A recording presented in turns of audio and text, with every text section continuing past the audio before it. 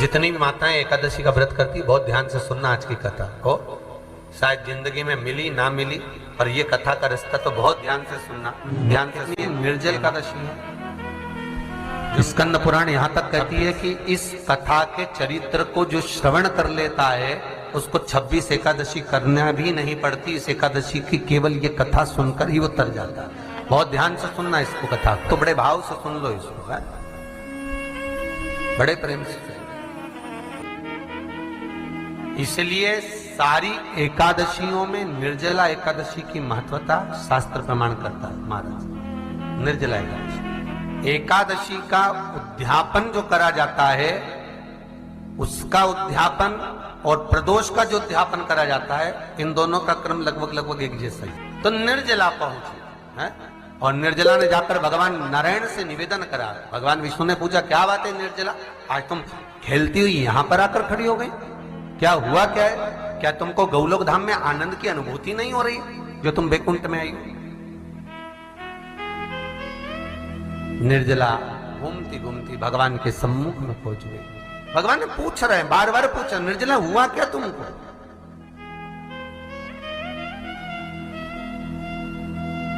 ए निर्जला, ए एकादशी, हुआ क्या है तुमको? क्या कारण है तुम्हारे यहां आने का, बैकुंठ पहुंचने का? बहुत ध्यान देना महाराज। शास्त्र कहता है सोमवार, मंगलवार, बुधवार, गुरुवार, शुक्रवार, शनिवार, ये देवता वो देवता सबके व्रत कर लो, सारे व्रत कर लो, पर ये व्रत आपको परमात्मा के धाम तक लेकर नहीं जा सकते, क्योंकि इनका जो पुण्य है वो मृत्यु लोक में आप थोड़ा सा भी गलत करते हैं तो पुण्य समाप्त हो जाता है। पर हिंदू धर्म के 3 व्रत ऐसे बता दिए जिन व्रतों का पुण्य समाप्त नहीं हुआ।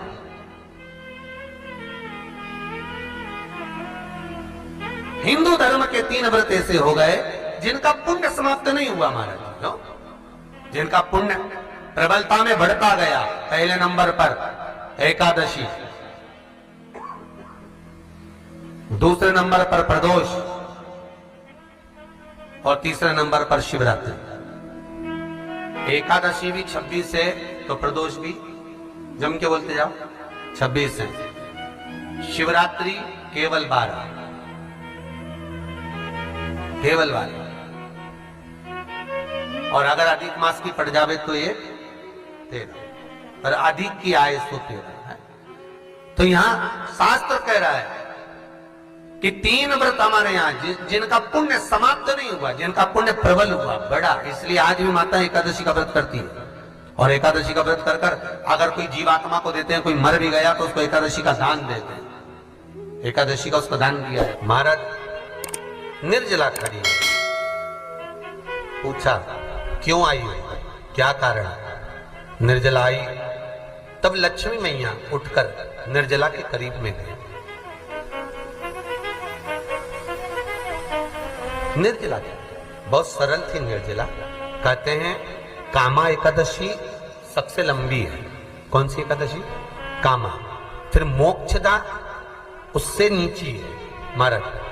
और निर्जला जो है बिल्कुल छोटा स्वरूप है। निर्जला का मतलब देखा जाए तो केवल 2 चोटी करी हुई है। मस्तक पर भोर लगा हुआ है निर्जला के, माथे पर बिंदी लगी हुई है निर्जला के, सुंदर गले में तुलसी की मालाएं पहनी है निर्जला, हाथ में जो हाथ फूल जैसी माताएं पहले पहनती थी, आपको ध्यान में होगा, ऐसा बड़ा फूल होता था, अंगूठियां पड़ी होती थी, हाथ में ऐसा लगा रहता है। तो निर्जला हाथ फूल भी तुलसी के धारण करी।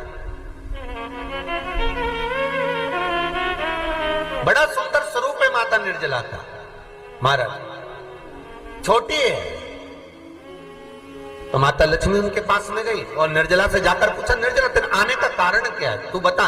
नारायण आपसे पूछ रहे हैं कि क्यों आई हो, किस लिए आई हो, क्या है तुम्हारे आने का कारण?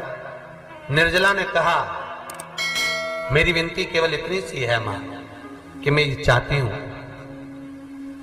कि मैं जीव के प्राण छूटने के बाद उसके प्राणों को जिस समय मैं लेकर जीवात्मा के प्राणों को परमात्मा तक भेजूं, बैकुंठ तक भेजूं, गौलोक धाम तक भेजूं, उस बीच में मुझे ले जाते समय कई नरक भी बीच में पड़ेंगे, कई स्थान ऐसे बैतरणी आदि के स्थान बीच में आएंगे, तो वो स्थान में मुझे रोका ना जाए,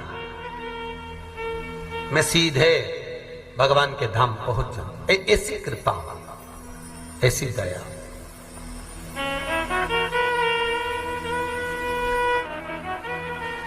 स्कंद पुराण यहां तक कहती है कि इस कथा के चरित्र को जो श्रवण कर लेता है उसको 26 एकादशी करना भी नहीं पड़ती। इस एकादशी की केवल ये कथा सुनकर ही वो तर जाता है। बहुत ध्यान से सुनना इसको, कथा को। सबसे पहला नियम एकादशी व्रत का, सबसे पहला नियम है कि आप जिस दिन व्रत करो उसके एक दिन पहले भक्ति का संचार इस हृदय में कर लो। भक्ति का संचार इस हृदय में कर लीजिए। जिस दिन आप व्रत करो, जैसे एकादशी का व्रत कर रहे हो तो दशमी के दिन शाम का समय जब आवे, रात्रि जब होने लगे, शाम का समय आवे और रात्रि का आप जब भोजन ग्रहण करो तो उस भोजन में कोई ऐसा पदार्थ ग्रहण मत करिए जिस पदार्थ के कारण आपकी एकादशी बिगड़ जाए।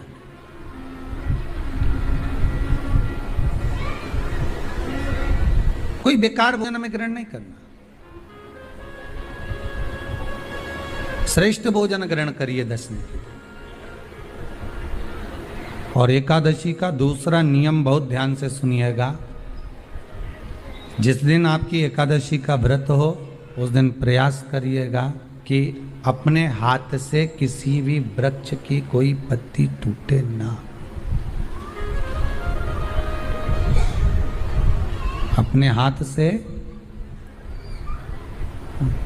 किसी भी वृक्ष की, पौधे की, किसी भी वृक्ष की पत्ती अपने हाथ से ना टूटे।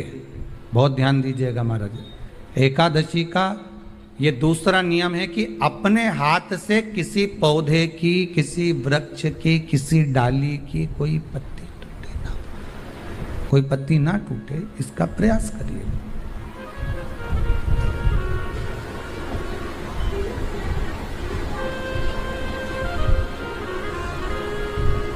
कितना सुंदर व्याख्यान कहा है, कितना सुंदर वर्णन है महाराज कि मात्र एकादशी का व्रत कर लेने पर, मात्र एकादशी का व्रत कर लेने पर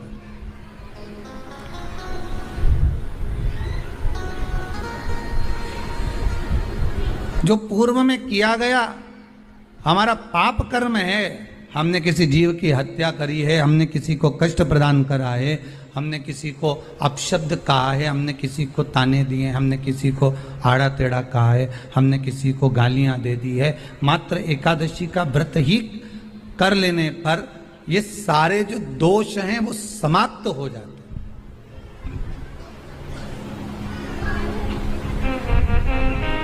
सारे दोष हमारे समाप्ति पर आ जाते हैं।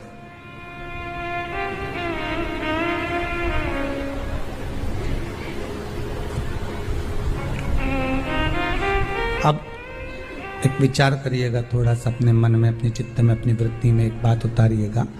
एक अपने मन में एक बात को उतार कर रखिएगा कि आप अपने पाप को,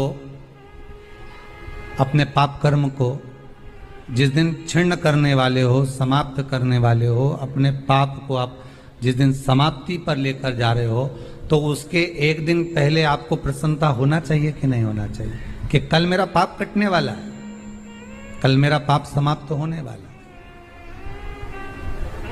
जो मैंने पाप कर्म करा है वो समाप्त होगा, जो मैंने पाप कर्म करा है वो कल समाप्त हो जाएगा। तो एक दिन पहले आपके चेहरे पर प्रसन्नता हो कि ना हो?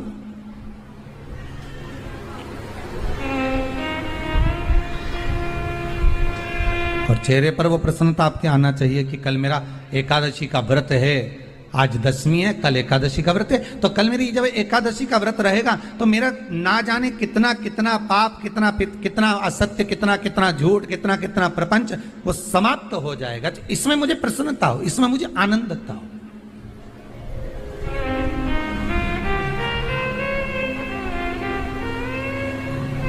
तो क्या कहा गया कि प्रयास करिएगा कि एकादशी के दिन कोई वृक्ष की, कोई डाली की, कोई कोपल की कोई पत्ती ना तोड़ी जाए। क्यों? तो कहा अगर उस पत्ती को हम तोड़ देते हैं, वृक्ष की पत्ती को या क्यारे में लगी हुई कोई डाली की पत्ती को हम तोड़ देते हैं तो एकादशी का पुण्य फल प्राप्त नहीं होता। एकादशी का कोई फल हमारे खाते में नहीं जाता, पुण्य फल प्राप्त। अब फिर भले तुम चाहे तुमने मोरधन खाया हो, चाहे तुमने फिर चिप्स खाई हो, चाहे तुमने फिर व्रत का कितना ही सामान खा गए हो और तुमने सोचा कि आज मेरी एकादशी है, तो फिर उसका कोई फल प्राप्त नहीं है, उसका कोई सुख प्राप्त नहीं है आपको, फिर उसका कोई आनंद प्राप्त नहीं है आपको, फिर उसमें कोई आनंद की अनुभूति आपको नहीं मिल रही। को याद रखिए, गौदान और एकादशी, श्रीमद वल्लभाचार्य जी ने मायावत का खंडन करा था जगन्नाथपुरी में, और श्रीमद वल्लभाचार्य जी ने कहा था एकादशी मरने के बाद मत दो, एकादशी जीते जी दो। कहा था कि नहीं कहा था? जीते जी दान करिए। इसलिए जगदीश में, जगन्नाथपुरी में एकादशी उल्टी लटकी हुई है। करें अपने दर्शन। जगदीश में एकादशी को उल्टा लटकाया, क्यों? क्योंकि वल्लभ ने कहा कि एकादशी जीते जी दो। कई पंडितों कहते हैं तुम्हारे दादाजी मर गए, जब 12वें का दिन होता है ना तो पंडित जी संकल्प छुड़ाते हैं, देव एकादशी। बड़े बेटे ने 5 दे दी, छोटी बहू ने 3 दे दी, उसने 2 दे दी, उसने 2 दे दी, तो क्या तुम्हारे दादाजी भिखारी थे जो तुम्हारी एकादशियां लेकर जाएंगे? और तुम कौन होते हो दादाजी को एकादशी देने वाले? तुमने कौन सा इतने पुण्य कर लिए जो तुमने एकादशी दे दी? एकादशी के दान की महत्वता श्रीमद वल्लभाचार्य जी ने कहा कि कोई व्यक्ति अगर खटिया पर सड़ रहा है, पलंग पर तड़प रहा है, हॉस्पिटल में पड़ा हुआ है, तो निवेदन है कि उसको देखने जाओ तो अपनी करी हुई एकादशी में से 2 एकादशी का दान उसको तुरंत दे दो। क्यों? तो जिससे उसको मोक्ष मिल जाए, मरने के बाद नहीं। क्योंकि मरने के बाद तो वो 10वें के दिन, गरुड़ पुराण में लिखा है 10 दिन तक जीवात्मा घर की अटारी पे रहती है। कितने दिन? 10 दिन। 10 दिन के बाद जीवात्मा चली जाती है। कहां जाती है? उसको जहां जाना है। 3 दिन में उसको भोग भोगना पड़ता है जीवात्मा को। 3 दिन नरक का भोग भोगती है, उसके बाद स्वर्ग का भोग भोगती है। 18 दिन में ये प्रोसेस पूरी हो जाती है। कितने दिन? 18 दिन। 18 दिन के बाद में उस जीवात्मा को धान के खेत में पटका जाता है। किसके खेत में? धान के, चावल के खेत में। इसलिए कहते हैं एकादशी के दिन चावल मत खाओ। कहते कि नहीं कहते? और क्या कहते हैं? द्वादशी के दिन चावल खाना जरूरी है। एकादशी का पालना करना है तो द्वादशी को चावल का 1 ग्रास खाओ, तब द्वादशी को चावल खाओगे तो एकादशी लगेगी। चावल नहीं खाओगे तो एकादशी नहीं लगेगी। द्वादशी को चावल खाना जरूरी है। क्यों कहते हैं? क्योंकि धान के खेत में जीव को छोड़ा जाता है, उस धान के खेत में, चावल के खेत में जीवात्मा रहती है। उसको चिड़िया खाती है तो चिड़िया के रूप में जन्म लेता है, मनुष्य खाता है तो मनुष्य के रूप में जन्म लेता है। इसलिए एकादशी के दिन चावल नहीं खाया जाता, क्योंकि एकादशी के दिन हम चावल खाएंगे तो जीव हत्या का दोष लग जाएगा। फिर कब खाना है?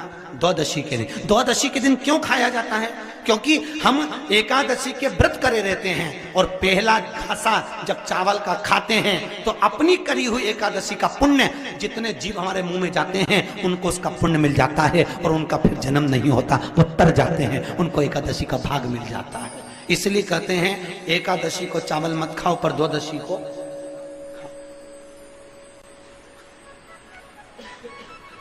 खाइए। 10 दिन तक जीवात्मा है, और आपने एकादशी कब दान दी? बोलो जम के। 12वें के दिन, 13वें के दिन आपने एकादशी का दान दिया, वो मिली उनको? अरे बोलो अच्छे से। कई तो अभी तक कर रही होगी, हमारे दादाजी के निमित्त की कर रहे हैं, कर ले। फिर वही वाली बात आ गई, गुलाब के फूल में पानी जारी है। एकादशी के दिन शंकर भगवान को चावल का दाना चढ़ाना चाहिए कि नहीं चाहिए?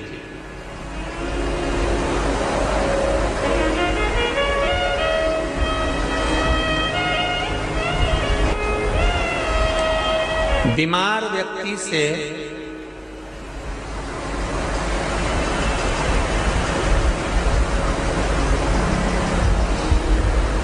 कोई बीमार व्यक्ति है, बहुत रोगीला, उसको बहुत रोग है, शुगर है, बीपी है, थायराइड है, सब कुछ है उसको।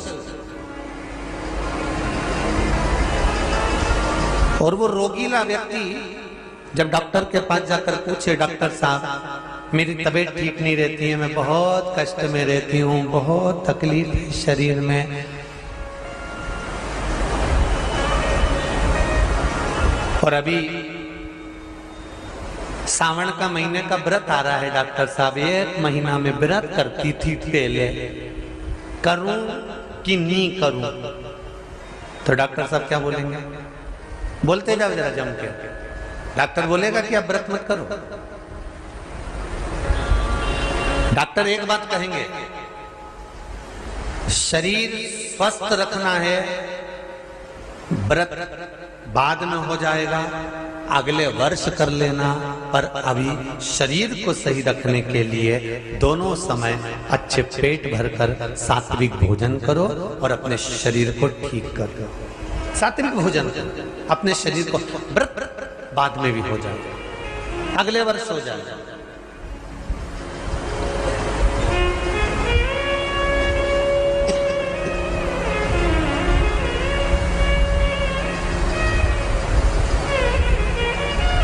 अभी तुम थोड़ा सवेरे 2 बिस्कुट ले लिया करो, सुबह नाश्ता ले लिया करो, भोजन ले लिया करो, फिर दोपहर में कुछ हल्का फुल्का लेकर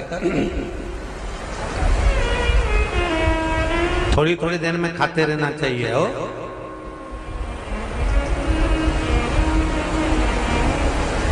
थोड़ा थोड़ा खाओ, थोड़ी थोड़ी देर में खाओ, एक साथ सुरसा जैसे मत निपटा जाए, थोड़ा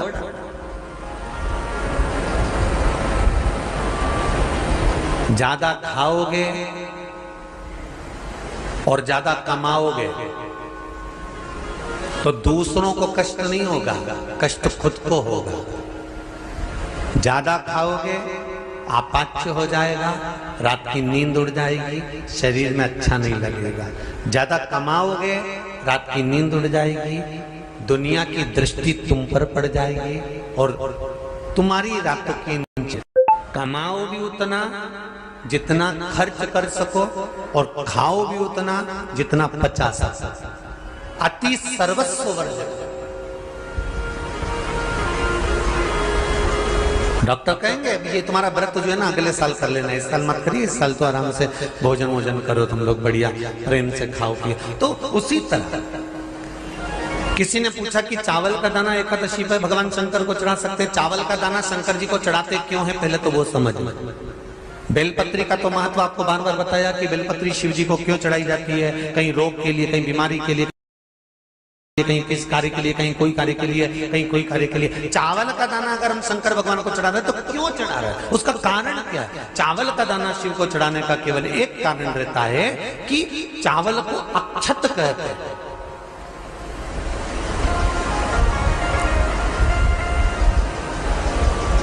अक्षत का मतलब होता है अक्षय।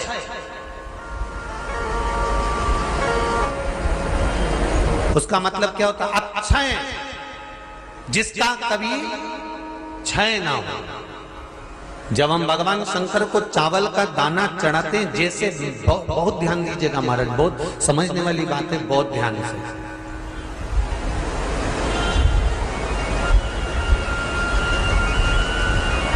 चावल का दाना हमारे मस्तक पर तिलक करने के बाद पंडित जी क्यों लगाते हैं कि भगवान जैसा समय आज चल रहा है, आप पूजन कर रहे हो, पाठ कर रहे हो, दान कर रहे हो, पुण्य कर रहे हो, सत्कर्म कर रहे हो, भजन कर रहे हो, मेरा देव अधिदेव महादेव, मेरा नारायण, मेरा सत्यनारायण भगवान, मेरा राम जी, मेरा विष्णु जी, मेरा भागवत मैया, मेरी रामायण मैया। ब्राह्मण मस्तक पर तिलक लगाने के बाद चावल इसलिए लगाता है कि जैसा समय आज चल रहा है, भगवान तुमको ऐसा ही समय बनाकर रखे और तुम ऐसे ही चार चांद लगाते रहो, दान पुण्य संकीर्तन करते रहो। इसलिए मस्तक पर चावल का दाना लगाया जाए।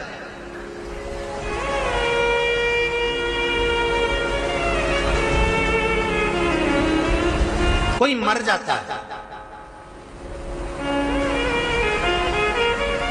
मरने के बाद जब तक पगड़ी नहीं होती तब तक माथे पर तिलक, चावल का दाना लगाया जाता है। जम के बोलो जरा, नहीं लगाते।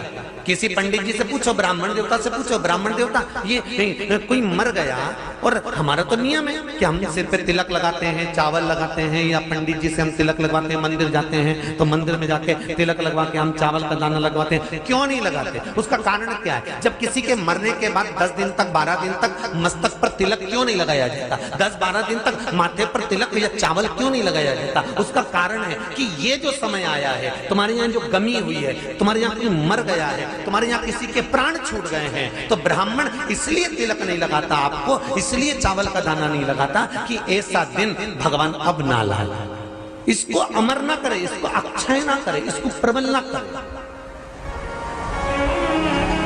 और जब चावल का दाना, तो यहां शिव महापुराण की कथा करी, चावल का दाना हम शिव जी को क्यों चढ़ाते हैं, भगवान को क्यों समर्पित करते हैं, भगवान की पूजन में अक्षत क्यों समर्पित करते हैं, चावल क्यों समर्पित करते हैं, उसका कारण क्या है? तो कहा आज मैंने जब चावल का दाना आपको समर्पित करा है, जिस भाव से, जिस विश्वास से, जिस श्रद्धा से, जिस मन से मैं आपको रिझा रही हूं, हे भोलेनाथ मेरी ये मनोकामना पूर्ण कर, इसको अक्षय कर देना, इसको अमर कर देना, बस इतनी कृपा आप कर।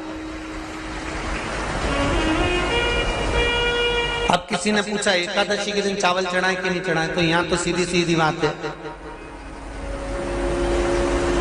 बीमारी देखकर थोड़ी ना आती है कि नवरात्र चल रहे हैं कि सावन का सोमवार चल रहा है। बीमारी तो बीमारी। तुम चावल मत खाओ। तिरुपति कौन कौन गया? हाथ उठाओ। ठीक है। जगन्नाथ जी कौन कौन गया? हाथ उठाओ। हाँ ठीक है। द्वारका जी कौन कौन गया? हाथ उठाओ। ठीक है। बद्रीनाथ कौन कौन गया? हाथ उठाओ। ठीक है। एकादशी के दिन कभी तुम बद्रीनाथ चले जाओ, एकादशी के दिन तुम द्वारका चले जाओ, एकादशी के दिन तुम तिरुपति चले जाओ, एकादशी के दिन तुम जगन्नाथ चले जाओ, एकादशी के दिन तुम्हारी मर्जी पड़े भगवान के किसी धाम में चले जाओ और भगवान को भोग लगाओ और उनकी थाली को झांक कर देखना, उसमें चावल जरूर मिलेगा। उसमें ऐसा नहीं है कि चावल नहीं मिलेगा।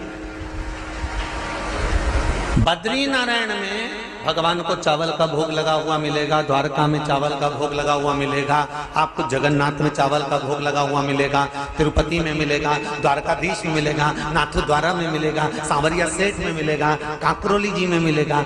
आप जहां जाओगे वहां पर एकादशी के दिन भगवान को चावल आएगा, क्योंकि भगवान के लिए परहेज नहीं है। जो काम में डूबा हुआ है, जो आसक्ति में डूबा हुआ है, जो लोभ में डूबा हुआ है, जो वासनाओं में डूबा हुआ है, जो तृष्णा में डूबा हुआ है, और जो माता के गर्भ से जन्म लिया, एकादशी के दिन चावल उसको नहीं खाना। बहुत सुंदर संवाद है, ध्यान दीजिएगा। जिसके घर में कमाने वाले 2-4 हैं, पैसा तो आ रहा है पर घर में टिक नहीं रहा, डॉक्टर में, पुलिस में, एक्सीडेंट आदि में, कहीं गलत जगह पर व्यसन में अगर पैसा जा रहा है, जुए में, मांसाहार, मदिरा पान, या कहीं आया पैसा आने में कमी नहीं, आ रहा है पर टिक नहीं रहा, रुक नहीं रहा, कोई मांगने आ गया, दे दिया, फिर वहां से अपने पास नहीं आ रहा, अपन कह रहे हैं भैया हमारा पैसा लौटा दो, नहीं आ रहा। तो महाराज शिव महापुराण की कथा कहती है, एकादशी के दिन गंगा के जल में मात्र 7 बेलपत्री डालकर, जो नंदीश्वर भगवान अर्थात जो शंकर जी के शिवलिंग के सामने नंदी होता है, उस नंदी के चरण पर गंगा का जल चढ़ाकर बेलपत्री शिव पर समर्पित कर देता है, उसके घर में रुपया रुकना चालू हो जाता है, फिर वो गलत जगह पर नहीं जाता, गलत स्थान पर वो धन जाएगा ही नहीं। बेटा अगर व्यसन में पड़ा हुआ है, मदिरा पान में पड़ा हुआ है, मांसाहार में, जुए आदि में जा रहा है, तुम्हें लग रहा है कि मेरा बेटा गलत मार्ग पर जा रहा है, ये मित्र दोस्ती गलत हो रही है, वो सही जगह पर आ जाए। करना है एकादशी।